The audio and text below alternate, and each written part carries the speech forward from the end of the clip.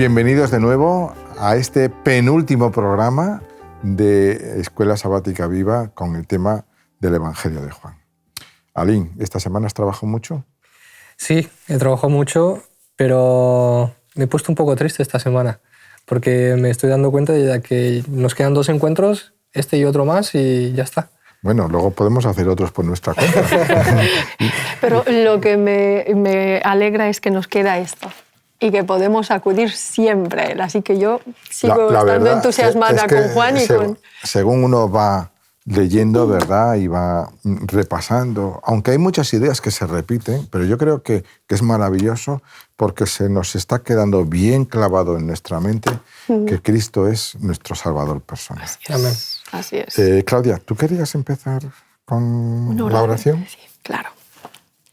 Padre bueno, te damos muchísimas gracias por estas oportunidades de la vida que tú nos das todos los días. Gracias por el estudio y gracias por la palabra. Te invitamos con la presencia del Espíritu Santo para que guíes nuestra mente y toda esta enseñanza que llegue a su fin en la mente y en el corazón de todos los que escuchan.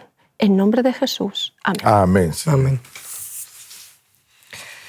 Pues nos toca la penúltima lección y el título es La hora de la gloria, la cruz y la resurrección. Y creo que este es el motivo por el cual estamos aquí, vivos hoy en día, gracias a lo que en esta semana hemos estudiado y lo que Cristo ha hecho por nosotros, tanto en la cruz como en la resurrección. Y me gusta cómo Juan lo presenta como la entronación de Jesús. Lo presenta de una manera tan bonita que dice que es el punto más culminante de la vida de Jesús. O sea, todo lo que hemos estudiado hasta ahora, se ha visto el ministerio de Jesús, que es bonito.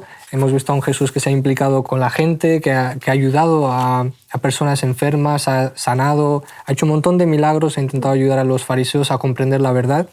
Pero el momento más glorioso del Evangelio, tanto de Juan como de los otros, es la entronación de Jesús. Es verdad, es el punto clave. La piedra angular sobre la que reposa todo el mensaje bíblico. Y hay un texto que me gustaría leer para dar paso a la lección de esta semana que se encuentra en Mateo 16. No se encuentra en Juan, pero es que Mateo lo presenta de una manera tan clara y estructurada que nos resuena esta semana. Mateo 16, 21. Desde entonces comenzó Jesús a declarar a sus discípulos que le era necesario ir a Jerusalén y padecer mucho de los ancianos, de los principales sacerdotes y de los escribas, y ser muerto y resucitar al tercer día. Yo creo que este es un texto clave donde resume la lección de esta semana. El objetivo de esta semana es estudiar un poco la muerte de Cristo, qué es lo que representa para nosotros ese sacrificio, por qué es tan importante, y sobre todo la resurrección, porque de nada hubiese valido que solo muriese. Sí. Que si hubiera muerto y no hubiera resucitado, apaga ya y vámonos, como dice el refrán, porque no hubiera servido de nada.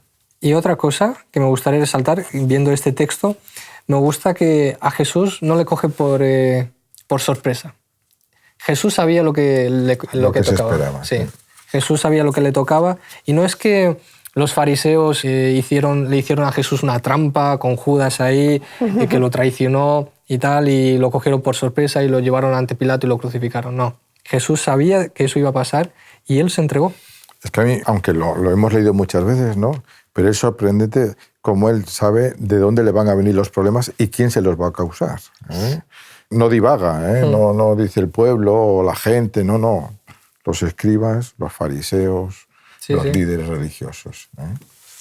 Y hay una cita que leí en un libro, no me acuerdo cuál, pero dice: para que el hombre tuviese salvación, Dios mismo tuvo que renunciar a su gloria, convertirse en hombre, vencer el pecado en carne de pecado, para poder ofrecerle una salida al ser humano pecador. O sea, con otras palabras, Cristo tuvo que padecer, tuvo que venir a esta tierra, vivir como uno de nosotros, sentir lo que es un ser humano, vencer al pecado, no caer ante la tentación del diablo y salir victorioso en la tumba. Y darnos a nosotros la victoria suya. Sí. Es decir, claro. No es para él, para nosotros. De otra manera de decirlo, triunfar donde Adán y Eva fracasaron. Claro. Sí. Es decir, la acusación eterna de Satanás es que la ley de Dios es imposible de cumplir, que es injusta, ¿no? Y aquí Cristo quiso mostrar cómo conectado al Padre, uno puede vencer perfectamente. Porque la ley no son restricciones. La ley, si no, es el amor, es un principio. Pero antes de irnos a la victoria, que es la resurrección, hay que irnos al momento más triste y al mismo tiempo glorioso de Jesús, la cruz. Y antes de llegar a la cruz hay un momento donde hay un encuentro transformador. Bueno, transformador no tanto porque quiso ser un momento transformador, pero no llegó a serlo. Y es el encuentro entre Jesús y Pilato, que se encuentra en Juan 18, versículo 37, que dice: le dijo entonces Pilato: ¿luego eres tú rey? Respondió Jesús: tú dices que yo soy rey. Yo para esto he nacido y para esto he venido al mundo, para dar testimonio de la verdad. Todo aquel que es de la verdad oye mi voz. Y antes de entrar un poco en detalles en este encuentro que tuvo Jesús con Pilato, me gustaría recalcar el hecho de que Juan saca en evidencia que Jesús da oportunidades de tener un encuentro con cualquier persona. Porque Pilato no era judío, era un gentil, era un romano, un gobernador, y me gusta el hecho de que Jesús le da oportunidad de encontrarse con cualquier persona. No importa que sea romano, no importa que seas fariseo, pecador o despreciado de la sociedad, Dios te ofrece la oportunidad de encontrarte con él. Y eso es lo que resalta el Evangelio de Juan. Hemos visto un montón de encuentros con Jesús, con Nicodemo, con el paralítico, con el ciego, un montón de sucesos donde Jesús se encontraba con diferentes personas para tener un encuentro con ellos. Y eso es lo que le ofreció a Pilato, un encuentro. Es grandioso. A mí lo que me entristece de la escena de Pilatos y Jesús es que conscientemente Pilatos sabía que era inocente y que le estaban acusando falsamente, y por las razones que sean, que todos conocemos, pero no me importa qué razones son. No hizo nada. No es que no hizo nada, es que negó la evidencia. Y esta pregunta, ¿qué es la verdad?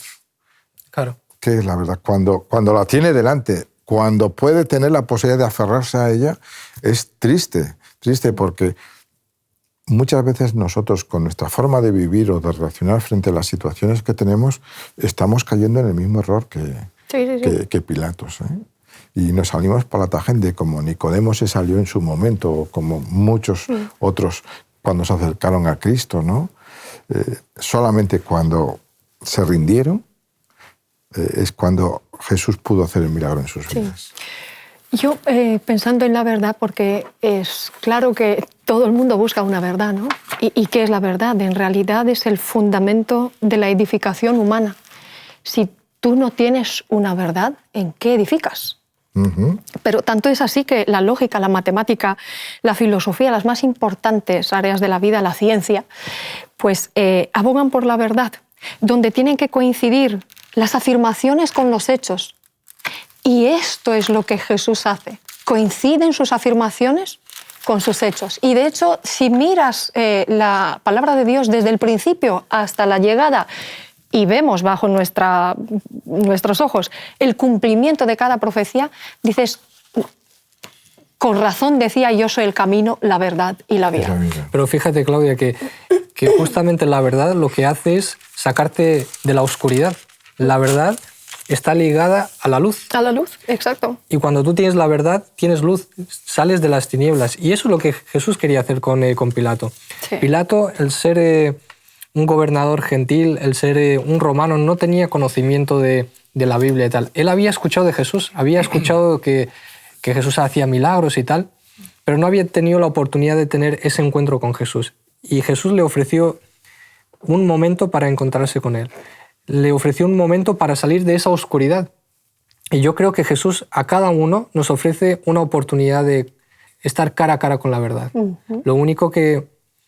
De elegir, ¿eh? Sí, de elegir. Estar cara a cara y de elegir. Eso es. O sea, nosotros una vez que estemos cara a cara con la verdad, tenemos que elegir qué decisión tomar. Jesús quiso hacer de ese encuentro un encuentro transformador. Para bien. Pero finalmente Pilato hemos visto como... Lo dejó. Pero la escena siguiente es terrible. Os invito a seguir leyendo conmigo en Juan 18, 38 en adelante. Dice: le dijo Pilatos, ¿qué es la verdad?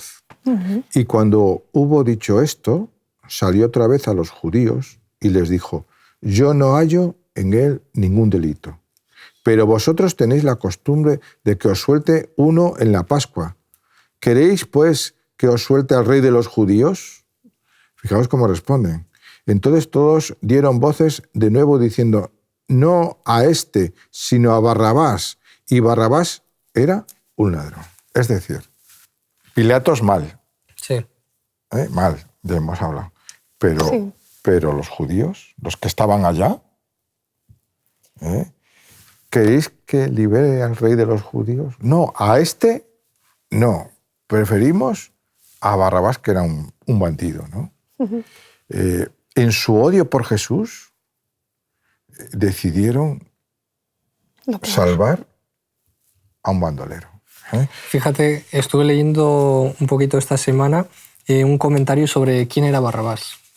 Y encontré algo muy interesante que decía que Barrabás fue un criminal que se declaró ser el Mesías. Pretendía tener autoridad para establecer un orden de cosas diferente para arreglar el mundo. Un hombre cruel, asesino y ladrón, que había sido capturado por los romanos y había sido condenado a muerte de cruz. Era prácticamente el Mesías que ellos esperaban sin autoridad ni poder. Wow.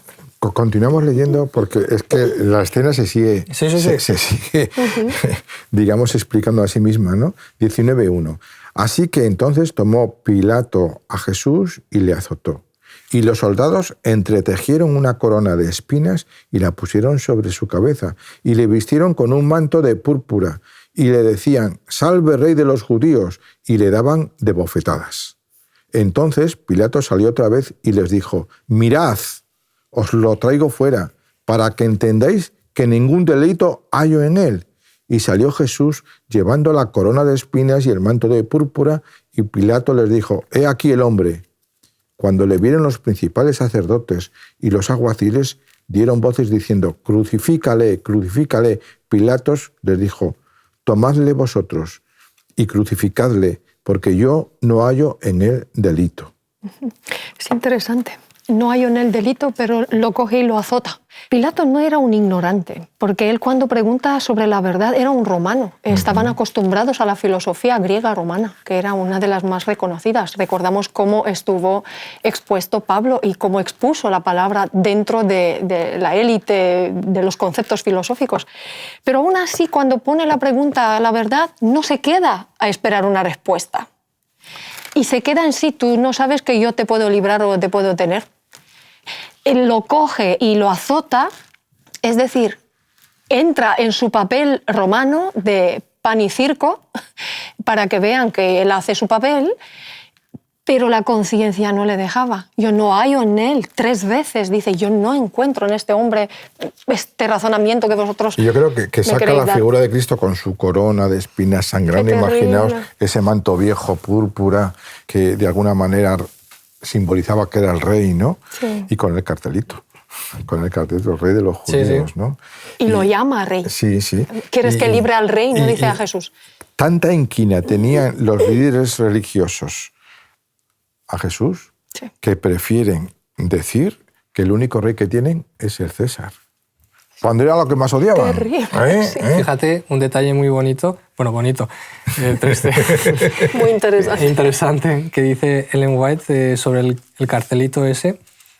La inscripción del rey de los judíos dice que era un reconocimiento virtual de la fidelidad de los judíos al poder romano. Declaraba que cualquiera que aseverase ser rey de Israel era considerado por ellos como digno de muerte. A fin de destruir a Cristo habían estado dispuestos a sacrificar hasta su existencia nacional. Madre mía. O sea, Sí, sí. es terrible. Que su odio por Jesús Sí, sí, era era terrible. mayor que las aspiraciones nacionales de libertad de los romanos. ¿Eh? Es verdad, Sí. curioso. Y este odio, recordamos que hemos recorrido todo venía desde la envidia. Desde la envidia, porque no soportaban que él podría ser el maestro. De hecho, ni lo llamaban maestro, o solo en burla lo llamaban maestro. Y aquí aparece una expresión preciosa, ¿no? Se acabó. Consumado es. Pero fíjate que hay detalles que me llaman mucho la atención. Por ejemplo, el hecho de que los judíos hay como una insistencia en que lo crucifiquen. Pilato lo quería salvar de alguna manera, azotándolo, torturándolo para que se apiadiesen de él, pero ellos no. Crucifícalo, crucifícalo. Y es más, en el capítulo 18, versículo 31, Pilato le dice, si lo consideráis un malvado, un malhechor, pues cogedlo, juzgarlo vosotros según vuestra ley. Mira, el texto dice literalmente, tomadle vosotros y juzgadle según vuestra ley. Pero ellos no querían. Y luego el versículo siguiente llama mucho la atención. Dice, a nosotros no nos está permitido dar muerte a nadie. Dijeron esto para que se cumpliera la palabra que Jesús había dicho, dando a entender de qué muerte iba a morir. Es decir, ellos sí que podían matar, pero ¿cómo mataban ellos? Apedreando. O, por ejemplo, los cogían y los tiraban por acantilados. Suceso que intentaron hacer una vez con Jesús. Pero ellos aquí vinieron ante Pilato porque querían que Jesús muriese crucificado. ¿Por qué crucificado? Y en Deuteronomio 21, del 22 al 23, aparece la idea de que cualquiera que muere colgado en un madero es maldito por Dios. Sí, y esa misma idea el apóstol Pablo en Gálatas la recoge, en Gálatas 3:13, y dice que Cristo nos redimió de la maldición de la ley, hecho por nosotros maldición. Porque escrito está, maldito todo el que es colgado en un madero. Es decir, su odio por Jesús creció tanto de que ellos no se quedaban satisfechos con que Jesús muriese. Lo peor, para que querían lo peor para significase eso, que era lo peor de esta tierra. Lo peor. Ellos querían que Jesús muriese como un maldito. Y cuando alguien muere como un maldito es una persona que ya no tiene la posibilidad de salvación. Pero fíjate qué curioso, porque si alguien conocía todas estas referencias en el Antiguo Testamento sobre cómo iba a padecer, eran ellos, ¿no? Y yo no sé si conscientes o inconscientemente estaban ayudando a que se cumpliese la profecía al pie de la letra. Cuando la naturaleza pecaminosa se niega a Dios, de esta forma actúa. Pero vamos a trasladarlo a nosotros, porque Cristo murió por nosotros. No son solo ellos los que lo crucificaron. Cada ser humano ha participado en esta crucifixión. Y a mí me duele mucho porque digo, gracias Dios, el Señor, que no estuve en aquel momento, que no estuve en la turba, que no estuve... Porque si no igual chillabas como ellos. Pero, exactamente. Cada vez que pecamos, cada vez que decidimos mal, cada vez que escogemos separarnos de Dios porque este es el pecado, hacemos lo mismo. ¿Y cuántas veces pecamos al día? ¿Cómo se acaban nuestros días en gloria, alabado sea el Señor? Oh Señor, perdóname, porque hoy mi naturaleza me ha llevado por delante. Por eso en la cruz está el acto más precioso que Dios ha podido hacer por el ser humano. Y hay una cita que está en el Deseo de todas las gentes, 694, página, y creo que es espectacular porque resume lo que Cristo ha hecho por nosotros. Y dice, el inmaculado Hijo de Dios pendía de la cruz. Dice, su carne estaba lacerada por los azotes. Aquellas manos que tantas veces se habían extendido para bendecir estaban clavadas en un madero. Aquellos pies tan incansables en los ministerios de amor estaban también clavados a la cruz. Esa cabeza real estaba herida por la corona de espinas. Aquellos labios temblorosos formulaban clamores de dolor. Y todo lo que sufrió, las gotas de sangre que cayeron de su cabeza a sus manos y sus pies, la agonía que torturó su cuerpo y la inefable angustia que llenó su alma al ocultarse el rostro de su Padre, todo esto lo hizo por amor a ti y a mí. A cada uno de nosotros. Qué grande es el amor de Dios. Es que esa escena es brutal, brutal. Por eso, qué bueno que tenemos este consejo de irnos todos los días a la cruz. Cuando pensamos que a nosotros nos pasa lo peor, irnos todos los días ahí a ver. ¿Por qué no nos vamos a la tumba vacía? Sí. Porque también Esta es el gran mensaje que tenemos. Este es el gran mensaje. Y puedes irte a la tumba de cualquier otro líder religioso, que están ahí los huesos. Pero los huesos de Jesús no están ahí. Y esta es la gran noticia, que tenemos un Dios no muerto, vivo. Un Dios en el que puedes confiar, un Dios que tiene verdaderamente compasión, porque pasó por esta naturaleza, sabe cómo es vivir en este planeta donde anfitrión se cree Satanás, y él nos ganó de vuelta el título que teníamos de hijos de Dios. ¡Qué bueno! Quiero que vayamos a un texto, es Juan 20, de 1 a 7, pero me quiero ceñir solo a un versículo que a mí me llama la atención y voy a hacer una comparación. Dice, y el sudario que había estado sobre la cabeza de Jesús no estaba como los lienzos, sino doblado y aparte. Entonces entró también el otro discípulo que había llegado primero al sepulcro y al ver, creyó.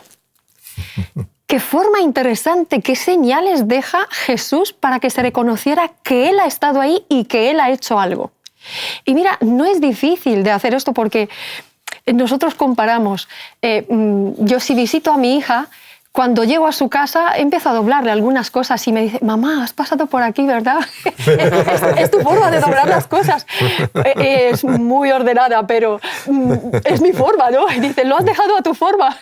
Y digo, pues mira que para conocer estos detalles tiene que pasar tiempo con las personas. Claro. Y los discípulos, al ver todo esto, creyó. Porque si vino María y le dijo, pues mira, dice que resucitó y habló con Jesús, pero era imposible de creer, porque era difícil de creer una cosa así, ¿no? Sí, pero es que no se puede perder ningún detalle, ¿sí? Porque es curioso cómo podían acusar que se habían llevado el cadáver, ¿no? Sí, el cuerpo, sí, robándolo y tal, ¿no? Pero si tú vas a la lógica,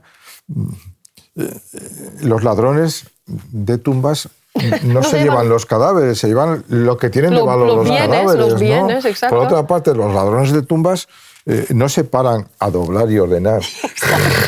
Salen corriendo, ¿no? Es decir, de alguna manera, todos estos detalles nos muestran que ahí ha pasado algo extraordinario, ¿no? Porque la tumba estaba vigilada, no es que estaba allí en el campo abandonada. Sí. Aunque era sábado, los judíos estaban en sus oraciones y en sus ritos, pero la Guardia Romana estuvo allá que no lo dejó ni noche ni día.